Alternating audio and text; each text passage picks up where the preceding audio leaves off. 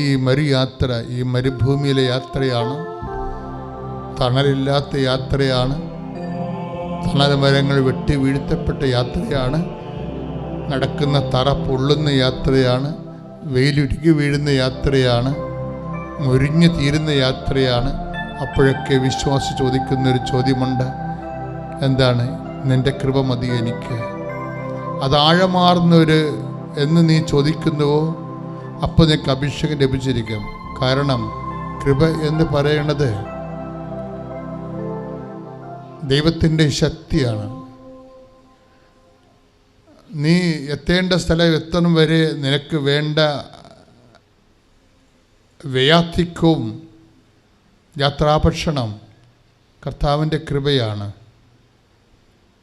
അത് whatever may be the condition you are undergoing, നീ എന്ത് രീതിയിലാണ് ഇപ്പോൾ പോകുന്നത്, അപ്പോൾ നീ വിചാരിക്കും അത് തന്നെ ഇപ്പം നടന്നില്ലെങ്കിൽ ഞാൻ ചത്തുപോകും എന്ന് വിചാരിക്കും. പക്ഷെ കർത്താവ് പറയും, നീ ചാകത്തില്ല, നീ സർവൈവ് ചെയ്യുമെന്ന് പറയും. ഒരു വ്യക്തിയെ സർവൈവ് ചെയ്യിക്കുന്നത്, അതിജീവിപ്പിക്കുന്നത് കർത്താവിൻ്റെ കൃപയാണ്. കൈയടിച്ച് കർത്താവ്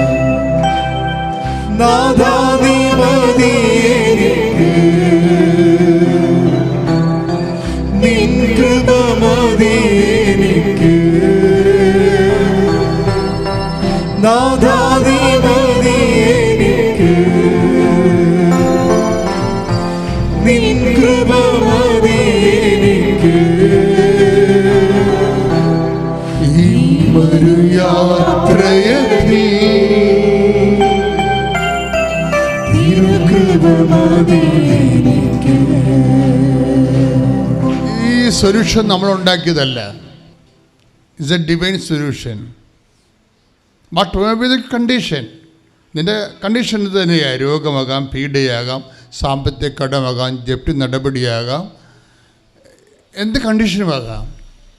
ഇതിനെല്ലാം ആകത്തുഴകയായിട്ട് സിംഗിൾ ആൻഡ് കംപ്ലീറ്റ് സൊല്യൂഷൻ നമ്മളുണ്ടാക്കിയതല്ല, ദൈവം ഉണ്ടാക്കിയതാണ്. ദൈവം നടത്തി തന്ന പേരാണ്. എന്താണ്? My grace is sufficient for you. ഇത് എന്നൊരു വിശ്വാസി അതിൻ്റെ അന്തർധാരകളെ മനസ്സിലാക്കുന്നുവോ അന്നാണ് നമുക്ക് അഭിഷേകം ലഭിക്കുന്നത്. നമുക്ക് ദൈവത്തിൽ നിന്ന് രണ്ട് കാര്യങ്ങൾ ലഭിക്കാം. ഒന്ന് അനുഗ്രഹം, that may be use and go. അത് അനുഗ്രഹം എന്ത് ഞങ്ങൾക്ക് ലഭിച്ചാലും അത് നമ്മൾ ഡിസ്പോസിബിളാണ്. എല്ലാ ബ്ലെസ്സിങ്സ് അല്ല. അനുഗ്രഹത്തിൻ്റെ പേരിൽ നമുക്കുണ്ടാകുന്ന താൽക്കാലിക സന്തോഷം അങ്ങ് നിലനിൽക്കണമെന്നില്ല. അതിൻ്റെ ആനുകൂല്യങ്ങൾ നിലനിന്നാലും അതിൻ്റെ ആന്തരിക സന്തോഷം നിലനിൽക്കണമെന്നില്ല. That is the nature of the physical blessings. അതാണ് അനുഗ്രഹത്തിൻ്റെ ഒരു പ്രകൃതി എന്ന് പറയുന്നത്. പക്ഷേ അഭിഷേകം അങ്ങനെയല്ല. അഭിഷേകം നിനക്ക് നൽകപ്പെട്ടാൽ അത് നൽകപ്പെടുന്നത് നിൻ്റെ ശരീരത്തിനല്ല, നിൻ്റെ ആത്മാവിനാണ്. അത് അങ്ങ് നിലനിൽക്കാം. എൻഡ്യൂറിങ് ആണ്. An anointing is enduring. പ്രാർത്ഥിക്കുക, കർത്താവായ ദൈവമേ, നിലനിൽക്കുന്ന അഭിഷേകത്താൽ, സുവിശേഷം പറയുന്ന പുതിയ അഭിഷേകത്താൽ, അങ്ങയുടെ ദാസനെയും ദാസിയെയും പ്രഭാതത്തിൽ അഭിഷേകം ചെയ്യണമേ. അമ്മേ, പരിശുദ്ധമേ, ദേവമാതാവേ, അമ്മയിൽ നിറഞ്ഞു വിളങ്ങി വിളങ്ങിയ ദൈവകൃപയ്ക്കായി ഞങ്ങൾ നിറയാൻ വേണ്ടി ഇപ്പോൾ മാധ്യസ്ഥം വഹിക്കണമേ. ഈശോ അമ്മയുടെ മാധ്യസ്ഥത്തില് പ്രസാദിച്ചുകൊണ്ട് ദൈവപിതാവേ, കർത്താവായ യേശുക്രിസ്തു വഴി ഞങ്ങൾ പ്രാർത്ഥിക്കുന്ന അവിടുത്തെ തിരുമുറിവിന്റെ പീഡാനുഭവങ്ങളുടെ തിരുമരണത്തിന്റെ ശക്തിയായ കൃപ ഞങ്ങളുടെ കൊഴുകട്ടെ. അവേർഷൻ ആൻഡ് അട്രാക്ഷൻ, രണ്ട് തരത്തിലാണ് കൃപ നമുക്ക് ലഭിക്കുന്നത്. ഇപ്പോഴുള്ള സിറ്റുവേഷൻസാണ് കൃപയായിട്ട് കൺവേർട്ട് ചെയ്യാനുള്ള അനുകൂലമായ സാഹചര്യങ്ങൾ. ഇപ്പോൾ നമുക്ക് കുറച്ച് ടെൻഷൻ ഉണ്ടെന്ന് വിചാരിച്ചോ. പരീക്ഷ ടെൻഷനാകാം, റിസൾട്ട് വരാൻ പോകുന്ന ടെൻഷനാകാം, അല്ലെങ്കിൽ ബാങ്കുകാരൻ്റെ എന്തെങ്കിലും തരത്തിലുള്ള വിരട്ടുന്നുകൊണ്ട് ടെൻഷനാകാം, അല്ലെങ്കിൽ രോഗത്തിൻ്റെ ഓപ്പറേഷൻ ഡേറ്റ് ഇട്ടതിൻ്റെ ടെൻഷനാകാം. എല്ലാ ടെൻഷൻ. ഈ ടെൻഷൻ നമുക്ക് രണ്ട് തരത്തിൽ ഇതിനെ കൈകാര്യം ചെയ്യാം.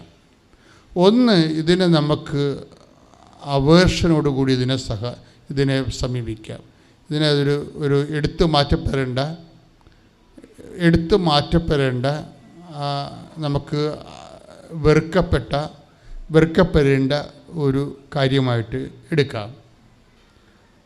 പക്ഷെ അത് അപ്പം കൃപയായിട്ട് കൺവേർട്ട് ചെയ്യത്തില്ല. ചിലപ്പോൾ അത് ദൈവം എടുത്ത് മാറ്റുമ്പോൾ അത് ബ്ലെസ്സിങ്സായിട്ട് വർക്ക് ചെയ്യാം. പക്ഷേ ദൈവാംശമായിട്ട് നിലനിൽക്കണമെന്ന് നിർബന്ധമില്ല. പക്ഷെ നിനക്കതിൻ്റെ അഭിഷേകമാണ് ലഭിക്കണമെങ്കിൽ അത് ദൈവാംശമായി നിലനിൽക്കും. ദൈവത്തിന് എപ്പോഴും ലാൻഡ് ചെയ്യാൻ പറ്റുന്ന ഒരു അഭിഷേകം വന്നായിക്കഴിഞ്ഞാൽ ചില ആൾക്കാർക്ക് ഭയങ്കര ധൈര്യമല്ലേ. കഴിഞ്ഞ ദിവസങ്ങളിൽ ഒരു സാക്ഷ്യം ഉണ്ടായത്,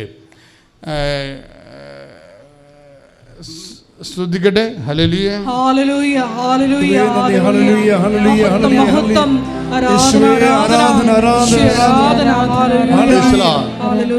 രജിത എലിസബത്ത് വർഗീസിൻ്റെ ഒരു സാക്ഷ്യമാണ്. നമ്മുടെ മണർകാട് പള്ളിയിലെ ഒരു യാക്കോബ സഹോദരിയാണ്.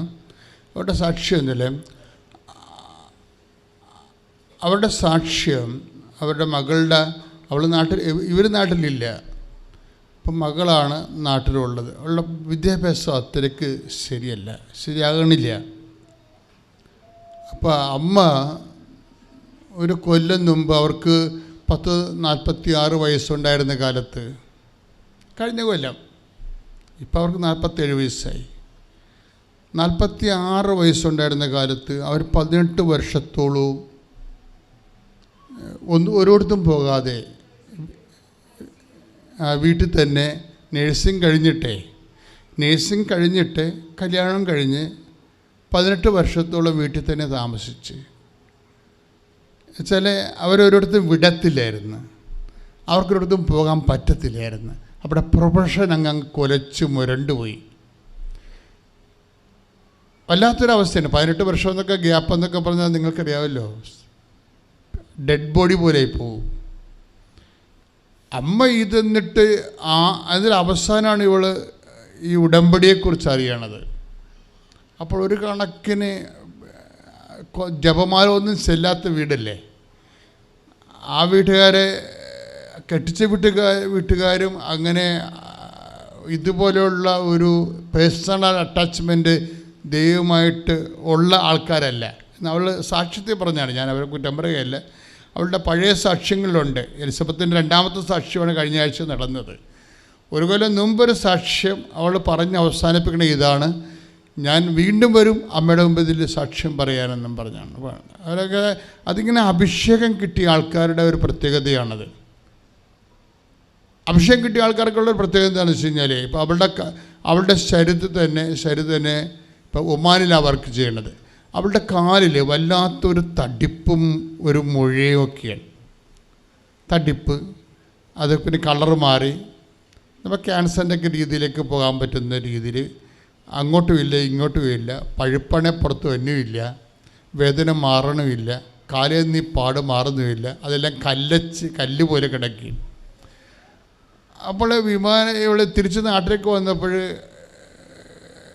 അവൾ തീരുമാനിച്ച ഇതാണ്, മാതാവ് ഇത് സുഖപ്പെടുത്തും, പക്ഷേ അതിനു മുമ്പ് ഞാനിത് മൊബൈലിൽ ഫോട്ടോ എടുത്ത് വെക്കണ്ടേ. ഇതാണ് അഭിഷേകം എന്ന് പറയുന്നത്. മനസ്സിലായില്ലേ? ഈ അനുഗ്രഹവും അഭിഷേകവും തമ്മിൽ അനുഭവതലത്തിൽ ഭയങ്കര വേരിയേഷൻസാണ്. അഭിഷേകം കിട്ടിയ വ്യക്തിയെ സംബന്ധിച്ചിടത്തോളം ദൈവം എന്താണ് ചെയ്യാൻ പോകുന്നതിനെക്കുറിച്ചൊക്കെ അവർക്കൊരു ഐഡിയ നേരത്തെ വരും. അങ്ങനെയാണ് ഉത്കണ്ഠ പോകണത്. വെറുതെ ഉത്കണ്ഠ പോകത്തില്ല, വെറുതെ നിരാശ പോകത്തില്ല. അത് ദൈവം നമുക്ക് ചെയ്യാൻ പോകുന്ന കാര്യങ്ങളെക്കുറിച്ച് ആത്മാവ് നമുക്ക് നേരത്തെ ഒരു ഇൻറ്റിമേഷൻ തരും. അപ്പോൾ ഇൻറ്റിമേഷൻ മാതാവ് എടുത്തു മാറ്റാനും പോകുന്നു എന്ന് അവർക്ക് ഇൻറ്റിമേഷൻ കിട്ടി. അപ്പോൾ അത് ആദ്യം ചെയ്ത നടപടി എന്താണ്? അമ്മ എടുത്ത് മാറ്റിയെന്ന് എനിക്ക് നാട്ടുകാരോട് പറയണ്ടേ? അതിനുവേണ്ടി മൊബൈലിൻ്റെ ഫോട്ടോ എടുത്ത് വെക്കും.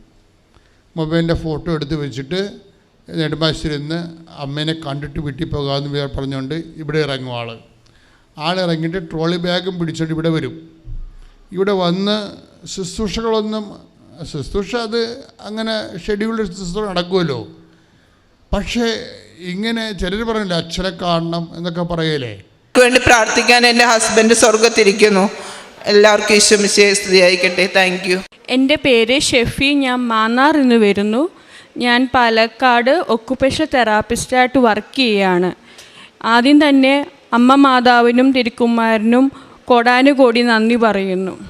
3 വർഷങ്ങൾക്ക് മുമ്പായി ഞാൻ എൻ്റെ ഒരു ഫ്രണ്ട് മുഖാന്തരമാണ് കൃപാസനത്തിനെ കുറിച്ച് അറിയുന്നതും അന്ന് മുതൽ ഞാൻ കാൻഡിൽ ലൈറ്റ് സ്പ്രെയർ ഇട്ട് പ്രാർത്ഥിക്കുകയും ചെയ്യുന്നുണ്ടായിരുന്നു. കഴിഞ്ഞ മാസം മെയ് 21 ഓൺലൈൻ ഉടമ്പടിയിലൂടെ എനിക്ക് കിട്ടിയ വലിയൊരു അനുഗ്രഹം പറയാനായിട്ടാണ് ഞാൻ ഇവിടെ നിൽക്കുന്നത്. DHA എക്സാമിനായിട്ട് ഞാൻ പഠിക്കുന്നുണ്ടായിരുന്നു. പക്ഷേ ഒരു കോച്ചിങ്ങിനോ ക്ലാസ്സിനോ ഒന്നും പോകുന്നുണ്ടായിരുന്നില്ല. ഞാൻ ഉടമ്പടി എടുത്തതിന് ശേഷം പ്രാർത്ഥനകളൊക്കെ ചൊല്ലുകയും ഇവിടുത്തെ പ്രാർത്ഥനകൾ ഓൺലൈനിൽ കാണുകയും ചെയ്യുന്നുണ്ടായിരുന്നു. അപ്പോൾ എനിക്ക് ഡേറ്റ് എടുക്കാനായിട്ട് ഭയങ്കര ബുദ്ധിമുട്ടായിരുന്നു. എന്നെടുക്കണം, ഏത് സെൻറ്റർ തിരഞ്ഞെടുക്കണം എന്നൊക്കെ ഭയങ്കര കൺഫ്യൂഷനായിരുന്നു. അപ്പോൾ അങ്ങനെ ഒരു ദിവസം ഡേറ്റ് എടുക്കാനായിട്ട് എൻ്റെ ഏജൻസി ഡേറ്റ് അയച്ചു തന്നു.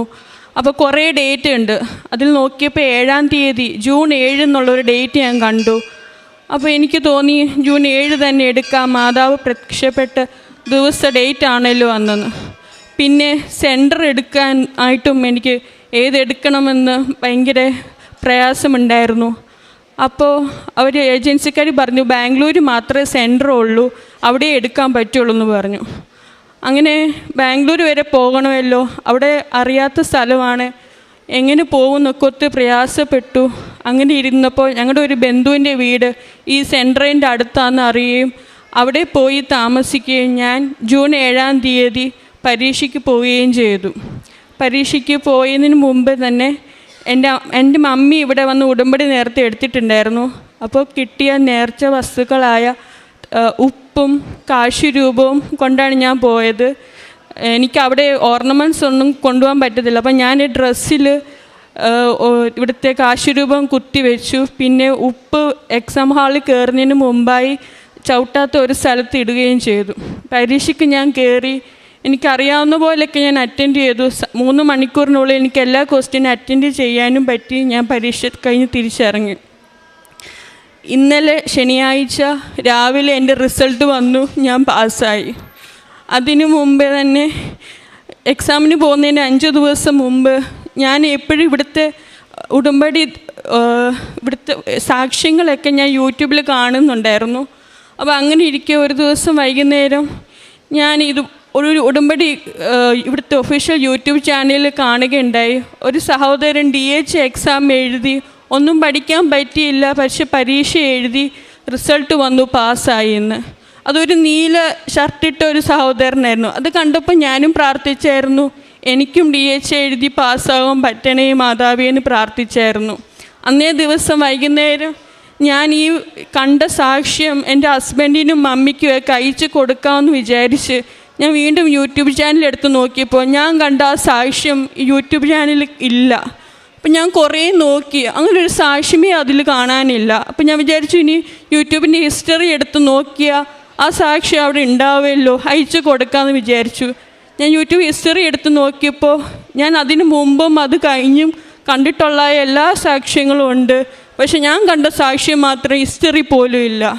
അപ്പോൾ എനിക്ക് മനസ്സിലായി മാതാവ് തന്നെ എന്നെ കാണിച്ചു തന്നതാണ്. ഞാൻ ഇവിടെ വന്ന് സാക്ഷ്യം പറഞ്ഞു കൊള്ളാമെന്ന് ഞാൻ അന്ന് പ്രാർത്ഥിച്ചു. ഇന്നലെ ആയിരുന്നു റിസൾട്ട് വന്നേ. ഇന്ന് തന്നെ എനിക്ക് ഇവിടെ വന്ന് സാക്ഷ്യം പറയാനും കഴിഞ്ഞു. ഇതുകൂടാതെ എനിക്ക് ഒരുപാട് അനുഗ്രഹങ്ങൾ മാതാവ് ഇതിനു മുമ്പ് എനിക്ക് തന്നിട്ടുണ്ട്. എൻ്റെ ചേച്ചിയുടെ കുഞ്ഞ്, 2 വയസ്സുള്ള കുഞ്ഞ് ഒരു ദിവസം മോസ്കിറ്റോയിൻ്റെ ലിക്വിഡ് വായി വെക്കുകയും ഹോസ്പിറ്റലിലാവുകയും NICയിലാവുകയും ഒക്കെ ചെയ്തു. അന്ന് ഞങ്ങൾ കൊച്ചു കുഞ്ഞാണ്. ഡോക്ടർ പറഞ്ഞു ന്യൂമോണിയ ആവും, ഒരുപാട് സീരിയസ് ആണെന്നൊക്കെ പറഞ്ഞു. 3 ആശുപത്രിയിൽ കൊണ്ടുപോയും ഒരിടത്തും എടുത്തില്ല. അവസാനം എറണാകുളം രാജഗിരി ഹോസ്പിറ്റലിൽ കൊണ്ടുപോയും അവിടെ NICയിൽ കയറ്റുകയും ചെയ്തു.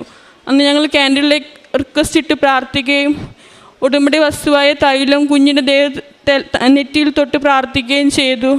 അതിൻ്റെ ഫലമായി ഒരാഴ്ച കൊണ്ട് കുഞ്ഞിന് വേറെ യാതൊരു പ്രശ്നവും കൂടാതെ ഡിസ്ചാർജ് ആവുവാനും പറ്റി.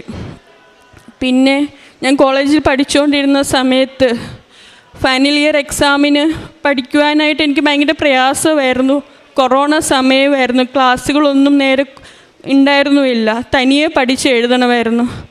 അന്നും ഞാൻ ക്യാൻഡിൽ റിക്വസ്റ്റ് പ്രെയർ ഇട്ട് പ്രാർത്ഥിച്ചിട്ടാണ് എക്സാമിന് പോയത്. അതിൽ ഒരു സബ്ജക്റ്റ് എനിക്ക് ഭയങ്കര പാടുമായിരുന്നു. അതായിരുന്നു ആദ്യത്തെ എക്സാം.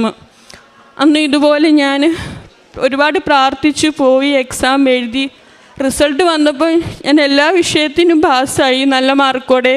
പ്രത്യേകിച്ച് എനിക്ക് ആ ഏറ്റവും പാടുണ്ടായിരുന്ന സബ്ജക്റ്റിൽ ക്ലാസ്സിലെ ഏറ്റവും ടോപ്പ് മാർക്ക് എനിക്കുമായിരുന്നു. ഡിസ്റ്റിങ്ഷനിലൂടെ എനിക്ക് പാസ്സാവാനും പറ്റി.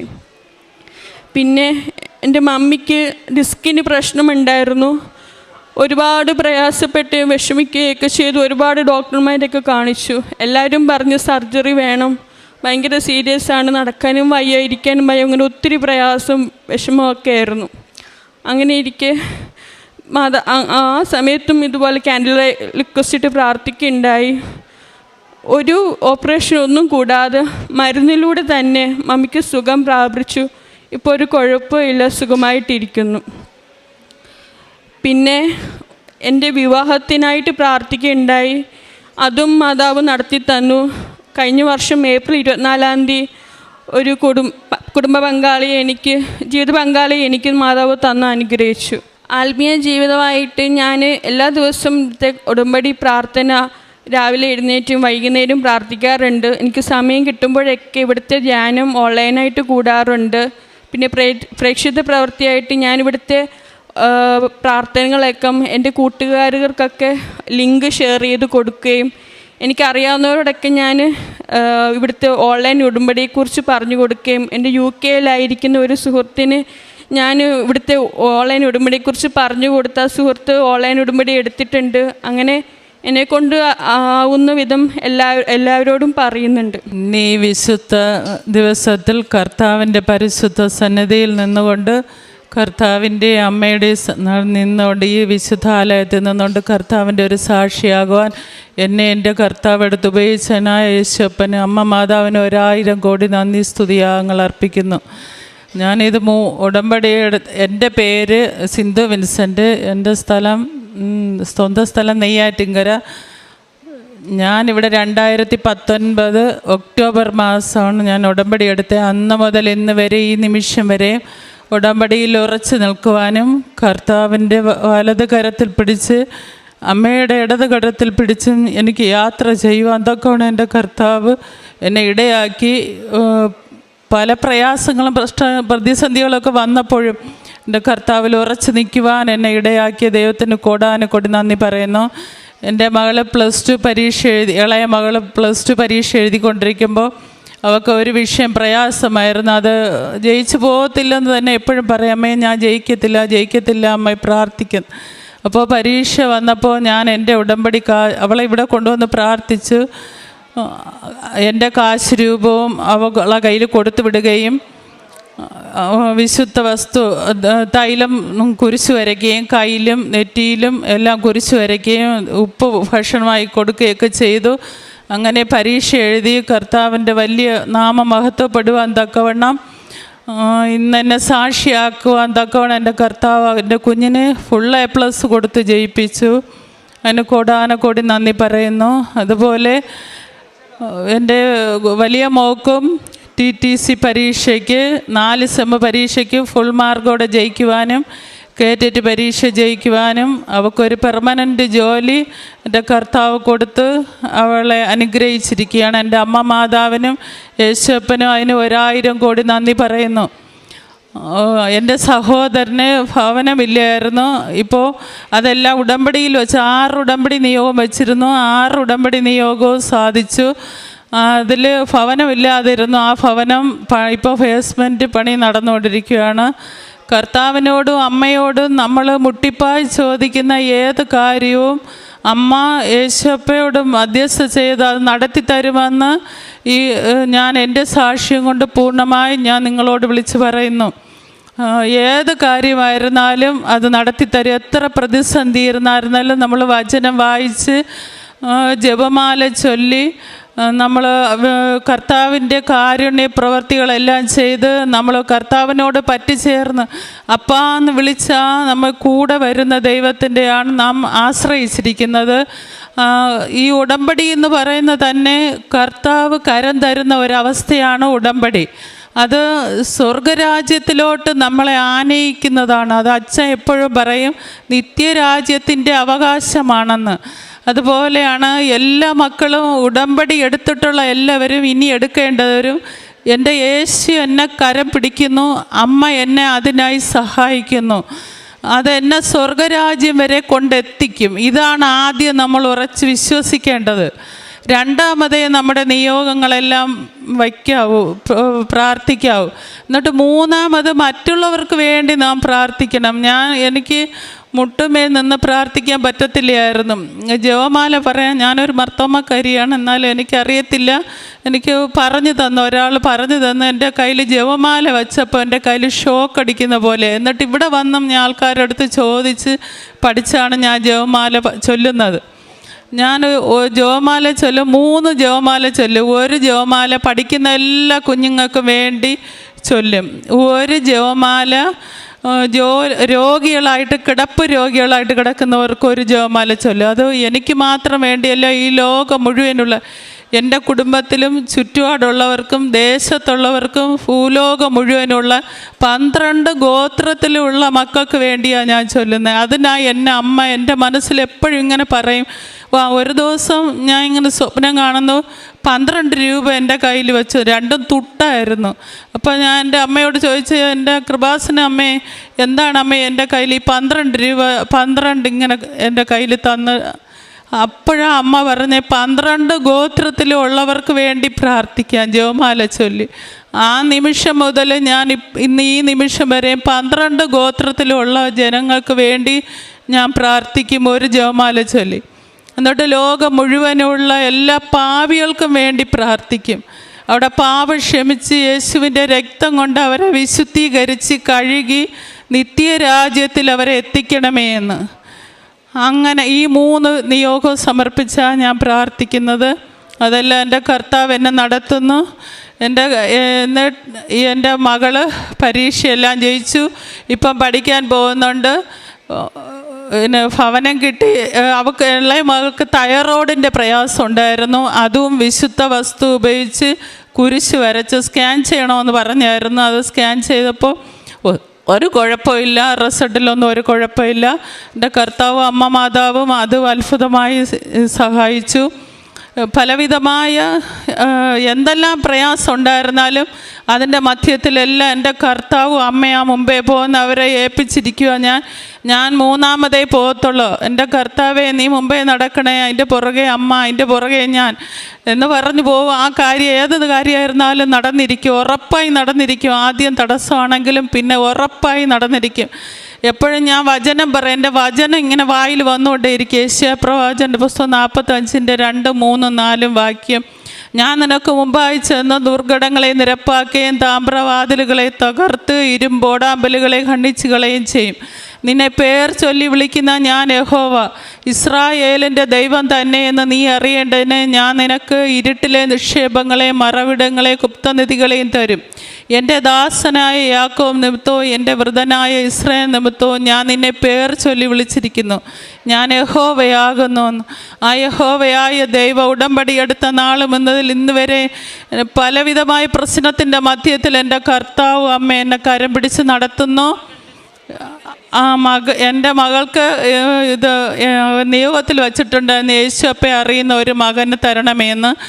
അതുപോലെ എൻ്റെ മകളുടെ കല്യാണ ആവശ്യങ്ങൾക്കും എല്ലാ കാര്യത്തിനും ചന്തമായി ഭംഗിയായി നടത്തി എൻ്റെ യേശുവപ്പെ അമ്മ തന്നെ നിന്ന് നടത്തി. ഞാനൊരു പുറകെ നിൽക്കും, എൻ്റെ കർത്താവെ നീ തന്നെ നടത്തണമേ. എന്നിട്ട് ഇച്ചിരി സ്വർണത്തിനൊക്കെ പ്രയാസം വന്ന് കുറവായിരുന്നു. തക്ക സമയത്ത് സ്വർഗത്തിലെ ദൈവം എനിക്കതെല്ലാം ഒരുക്കി എൻ്റെ യേശുവപ്പ തന്നെ എല്ലാം നിന്ന് നടത്തി തന്നു. അതിനായി കോടാനക്കോടി നന്ദി പറയുന്നു. ഞാൻ നിങ്ങളോട് വിളിച്ചു പറയുന്നു, ഏത് നിയോഗത്തിനായാലും നമ്മൾ മുറുകെ പിടിച്ച് പ്രാർത്ഥിച്ച് കർത്താവിൻ്റെ സാക്ഷിയാക്കണമേ എന്നും അമ്മയുടെ പ്രത്യക്ഷീകരണത്തിൻ്റെ സാക്ഷി സഭ അംഗീകരിക്കുവാൻ വേണ്ടി നമുക്കെല്ലാവർക്കും ഒത്തൊരുമയോടെ പ്രാർത്ഥിക്കാം.